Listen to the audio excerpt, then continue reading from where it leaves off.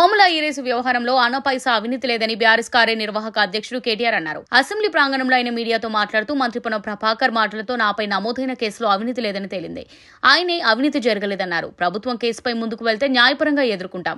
హెచ్ఎండిఏలో చేసే ప్రతి పనికి ప్రభుత్వం అనుమతి అవసరం లేదు. దానికి ఆ మేరకు స్వతంత్రత ఉంది. ఫార్ములా ఈ రేసులో కొందరు తప్పుదోవ పట్టిస్తున్నారు. ముఖ్యమంత్రిని కూడా ఎవరో తప్పుదోవ పట్టిస్తున్నారా లేక ముఖ్యమంత్రి అందరినీ తప్పుదోవ పట్టిస్తున్నారో అర్థం కావడం లేదని కేటీఆర్ అన్నారు. టోల్ ఆపరేట్ ట్రాన్స్ఫర్ పద్ధతి దేశంలో ఇప్పటికే అమల్లో ఉంది. ఓఆర్ఆర్ లీజు డబ్బు రైతు రుణమాఫీకి వాడం. అప్పటి cabinet sub committee ORR lease కు సూచించింది. నేషనల్ హైవే అథారిటీ తరహాలోనే ఓఆర్ఆర్ ను లీజ్ కిచ్చాం. అవినీతి జరిగితే ఆ ఒప్పందం ఇంకా ఎందుకు రద్దు చేయలేదు? కోకాపేట భూములపై 10,000 కోట్ల స్కామ్ అంటున్నారు. అవినీతి జరిగిందని భావిస్తే కోకాపేట భూముల అమ్మకం కూడా రద్దు చేయాలని కేటీఆర్ వ్యాఖ్యానించారు. ఆనాడు ఇదే ముఖ్యమంత్రి ఎంపీగా ఉండి లక్షల కోట్లు అవినీతి జరిగిందని ఆరోపించారు. దానికి హెచ్ఎండిఏ రేవంత్ రెడ్డిపై పరువు నష్టం దావా వేశారన్నారు. అంతేకాదు ఇప్పుడు అదే కుంభకోణం జరిగిందన్నారు కదా, మరి ఆ పర్మిషన్ రద్దు చేయాలని ప్రశ్నించారు. ఓఆర్ఆర్ పై సిట్టింగ్ జడ్జి విచారణ జరిపించాలని డిమాండ్ చేస్తున్నామన్నారు. సిట్ అంటేనే ఆయన కోసం పనిచేసే అధికారులు ఉంటారన్నారు. నేషనల్ హైవే వాళ్ళు పెట్టిన టీఓటీ ప్రకారమే వెళ్తాం తప్ప ఇంకొకటి లేదు. పొన్నం ప్రభాకర్ స్పష్టంగా చెప్పాడు, అవినీతి జరగలేదని. కేసు ఎవరికి అప్పగించాలో కూడా వారికి తెలియదు. 50 లక్షలతో పట్టుబడిన వ్యక్తి ఏసీబీ కిందకి వస్తుందని కేటీఆర్ చురకలు అంటించారు. నిన్న హరీష్ రావు అప్పులపై అద్భుతంగా సభలో ప్రసంగించారన్నారు. దాన్ని వారు తట్టుకోలేక అప్పులు చేశారని నిరూపించడంతో కావాలని నిన్న కేసు నమోదు చేశారన్నారు.